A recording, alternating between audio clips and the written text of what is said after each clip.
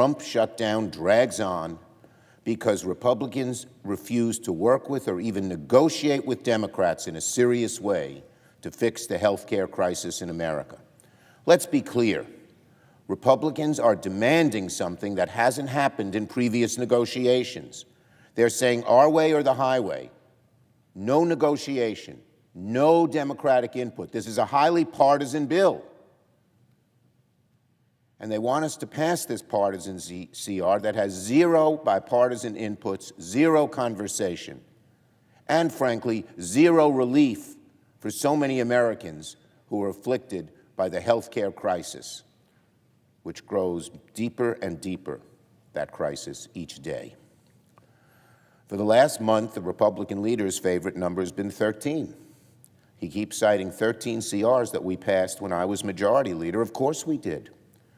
What he fails to mention, I'm not sure he forgets or he's deliberately trying to ignore it, is that those 13 CRs were the product of bipartisan negotiation, of serious conversation. We had to make changes in those bills when our Republican colleagues suggested it. They were in the minority, but they had a right to be heard, a right that has been completely shut out for Democrats under this new Republican majority. It's a new way of doing things, and it's led to the Trump shutdown, aided and abetted by Senate Republicans. Leader Thune talks about hostages. Yeah, the truth is the hostages are the American people that the Republican majority and Trump are holding hostage because they won't help them with health care. Americans are demanding we do something. We address this health care crisis. In terms of extending the ACA tax credits, 90% of Americans want them extended. 58% of Trump voters want them extended. And that's who's being held hostage by the Republican majority. Those are the unfortunate hostages, the American people, and the crisis they face with health care. The ACA crisis is looming over everyone's head. And yet Republicans seem ready to let people's premiums spike by tens of thousands. That's who the hostages are, the American people who need health care relief, who are demanding health care relief. And I'll remind my Republican colleagues, open enrollment is in 2 weeks. It means in 2 weeks, tens of millions of Americans are going to have to make life-changing decisions. Imagine getting a notice that your insurance is going to go up $15,000 each year, as so many of my constituents and people across America are getting, and having to make the awful, awful decision whether to have health care or not, and then think, what if my kid gets sick and I won't have health care? But what do? I can't afford $5,000 or $10,000 more a year. That's the position Republicans are putting the American people in. That's the position Donald Trump is putting the American people in. And I don't know if Republicans don't comprehend it. I think they do. Even when we went to the Oval Office, it seemed when Leader Jeffries and I told President Trump about it, he was just beginning to understand the depth of the crisis.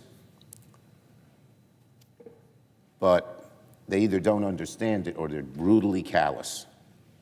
So interested in tax cuts for the very wealthy that they're willing to just savage health care for the American people. And then a few Republicans, if they want to act on health care at all, many of them don't want to do anything, particularly in the House, where they seem to hold Speaker Johnson in a frightened situation. He's so afraid to do anything about health care because his right wing will attack him. But for those who want to act on health care, they think we can wait till the very, very last minute. But the reality is it'll be far too late for the American people. And many of them will be stuck paying outrageous amounts of money.